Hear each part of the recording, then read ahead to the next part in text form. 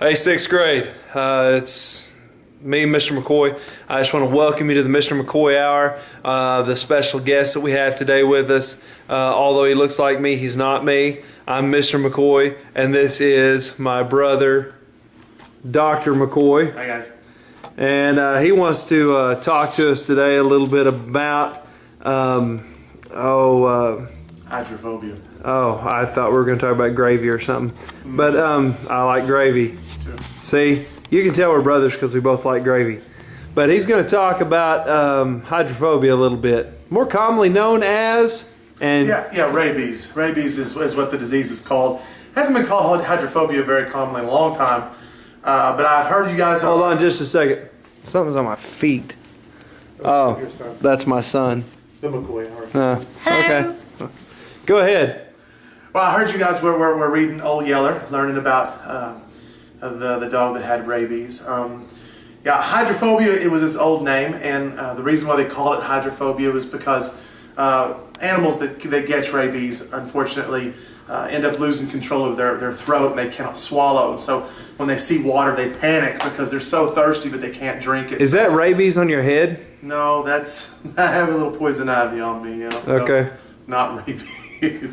Yeah, guys, rabies is a virus, and a virus is it causes a problem called encephalitis. It makes your brain get inflamed, and when your brain is inflamed, a lot of bad things happen. And one of them, like I say, is something like your throat going paralyzed. But more commonly, it's attitude changes and difficulties moving around. So when an animal has rabies, or even a person has rabies, it tends to change their attitude. They may get aggressive, they may get really depressed, they may get what we call, it's actually called dumb rabies. A lot of animals get where they can't find their way around, almost like they're blind. But also some animals just show that they're uncoordinated, they can't move very well. And it's a very scary disease because it's a disease that is zoonotic.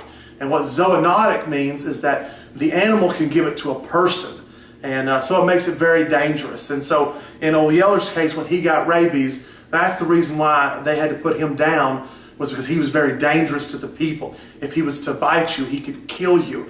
Because unfortunately, when a human gets rabies, it is almost invariably fatal. Invariably means almost always fatal.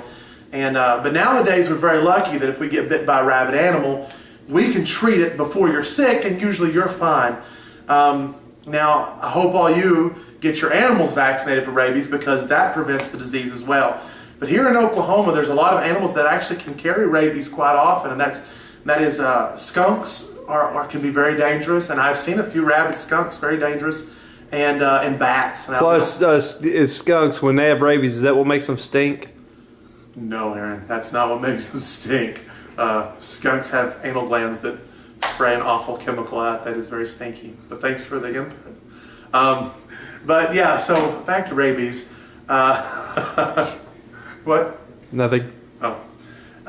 So rabies causes, like I say, encephalitis, and it causes all those mental problems. And so I just want to let y'all know that when it comes to the zombie apocalypse, that rabies will be an integral part of that situation. So I just wanted y'all to know that. So try to avoid rabies at all costs. And that's all I have to say. Okay, we want to thank Dr. McCoy for telling us all about skunks and the zombie apocalypse. But if you go home and tell your parents that you learned about a zombie apocalypse, make sure you tell them Dr. McCoy and not Mr. McCoy, so that I don't have to deal with it, okay? But appreciate it, Dr. McCoy, for spending a little time with us. You're very welcome. Hope you have a good day at class, guys. All right, see ya. Bye.